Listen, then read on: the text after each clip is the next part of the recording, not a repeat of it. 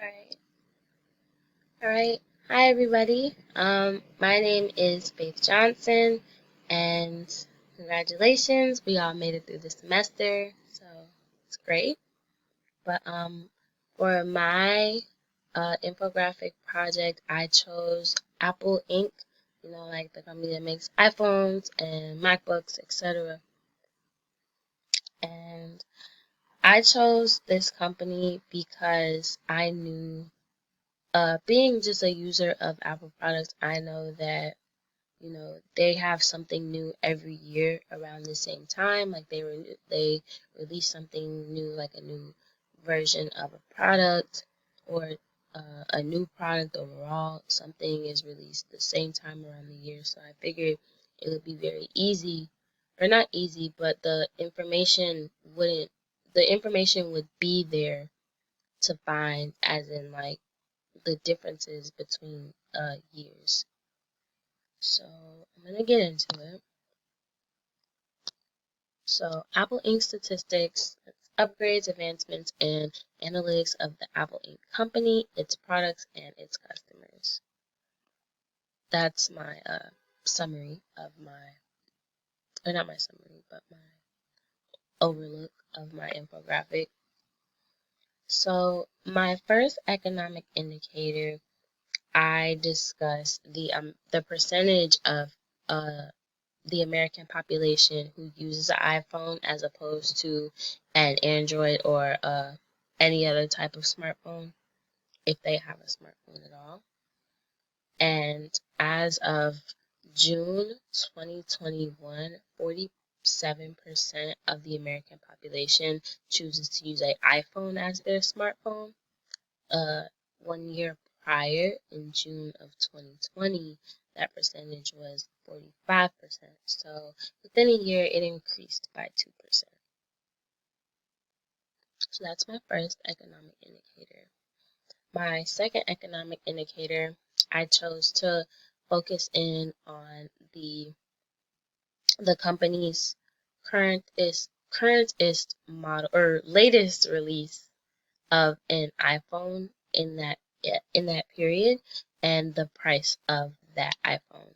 So as of June 1st, 2020, the latest model of iPhone released by Apple was the iPhone SE second generation. And at that time, when that phone was released, the model was priced at $549. And then in comparison, a year later, as of June 1st, 2021, the latest model of iPhone released by Apple was the iPhone 12 Pro Max. And this model was priced at $1,099. So things like this, like current prices of iPhones and like the different prices of iPhones that are released, that's one of the main reasons why I chose Apple, was because I knew that there would be such a my laptop is doing new things. Okay, there we go. Sorry. But I knew that the information would be there, like the differences in years and things of that, because it's pretty self-explanatory. So that was my second economic indicator. My third economic indicator was the price of stocks. So in June 2020, the price of Apple's stock was $81.21. And then a year later, as of June 2021, the price of Apple's stock share was $124.28. So it's a decent increase within the time span of a year. And then my last economic indicator were the amount of units sold. So the amount of iPhones that were sold within that particular month. So as of June 2020, 40,999 920 iPhones were sold. And then as of June 2021, 55,333 iPhones were sold. And then I have a summary evaluating some of these major components in the company's operations can help the viewer gauge and monitor the overall progression. And then at the bottom, I have all of my sources that I used. So I'm going to read the questions, the prompt to answer. So number 4, in your opinion, state why you think what happens to each economic indicator. An upcoming quarter or month, and why. So what I think will happen to each economic indicator in the following month. So with the first one, with the percentage of users who use an iPhone, I don't believe that that is to change too much. I think that the number is overall going, or the percentage is overall going to stay the same. However, if it does change, I feel like it'll only be slightly, and that's because Apple just released, or they just announced that they will be releasing a new version of iPhone as well as a new updated version of some of their other products. So I think that these new versions of products that are to be released between October and November, that would entice new customers to purchase. Other than that, I believe it'll stay the same. The pricing, I believe that if following Apple's overall genre, it's like there's a new phone every year, and it's like the price just keeps going up and up and up. That's what I've noticed over the years of having an iPhone. So I believe that with this one, the iPhone 13 that's supposed to be released, I think that the price will go up, like always, or it'll stay the same. I don't believe it'll go down like ever. I think that the price will either go up or it will stay around the same state.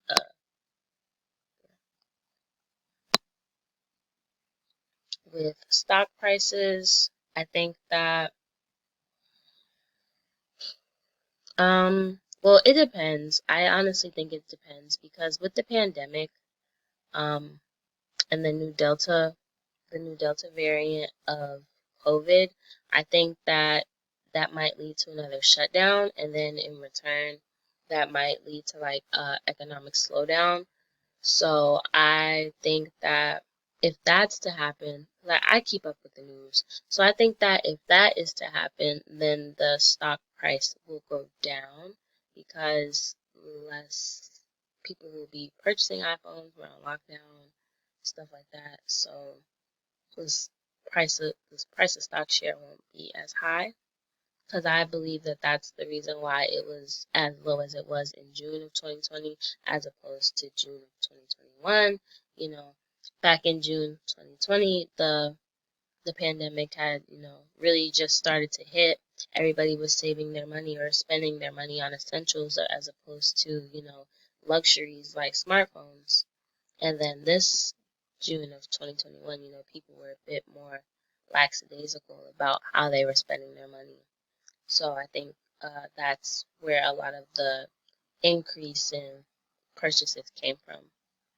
So with that one, yeah, I think that depending on where our society goes with the pandemic, that if we are to start resuming like lockdowns or going back into like things like phase 2 and phase 3, I think that the stock price will go down. Other than that, if we're to continue going at the path that we're going, opening up, being more, economically, where our economy is moving, going and things like that, I think it'll steadily increase. Not drastically, but I think that there will be a steady increase in the stock price. And then product units sold. So with this one, in the next month or quarter, I'll say quarter because the iPhone is to be released at like the last quarter of the year.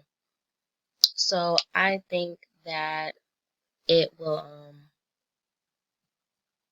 I think,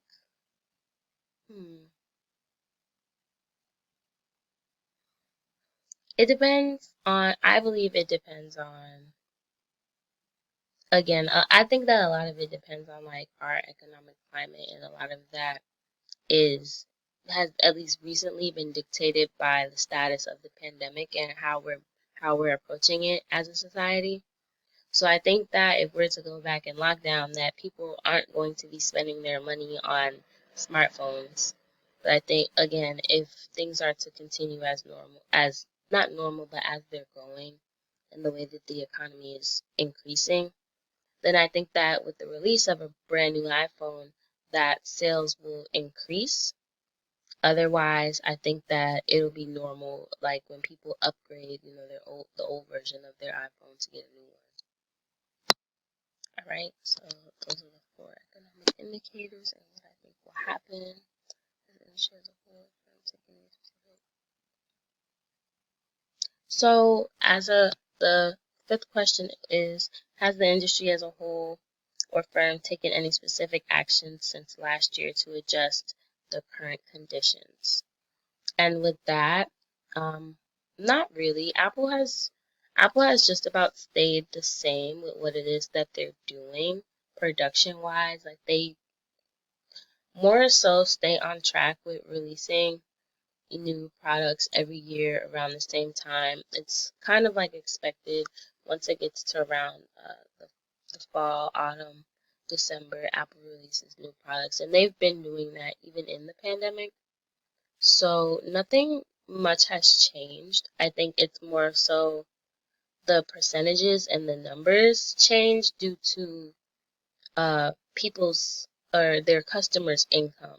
Not necessarily as something that they're doing, but more so as their customers' income, what they can afford, and then the things that they're focusing their money towards, which was essentials last year as opposed to this year.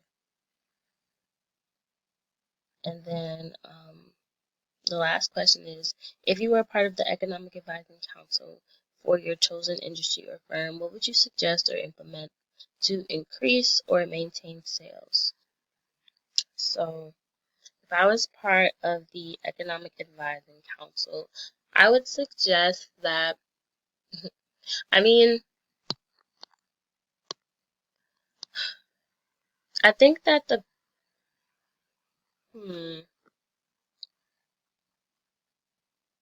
honestly, the thing about Apple is like, people, a lot of people purchase Apple and continue to purchase Apple because it's Apple. Like, there's nothing necessarily different or too like enticingly different or like luxurious about an iPhone compared to other phone brands that are on the market, other than it's like that name brand and it's what's known to people. So I think that Apple has the advantage behind that, as to where they can literally produce, this is an argument that everybody has, that they can literally produce the same phone over and over and over again, and people will continue to buy it.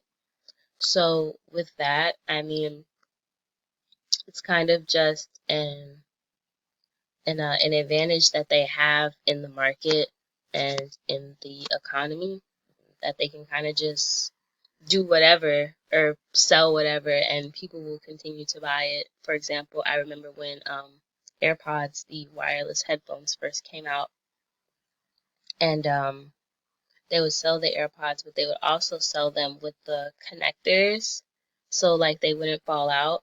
And everybody was like, well, what's the point of having wireless headphones if you're just going to have them connected? And then you have to rebuy the connector. But it's just like, why wouldn't you just use regular old-fashioned headphones like these? So I think with stuff like that, Apple is one of those companies as to where, people purchase it because of the name, because of the, not nostalgia, more so as like, already, or comfortability or familiarity with the company. So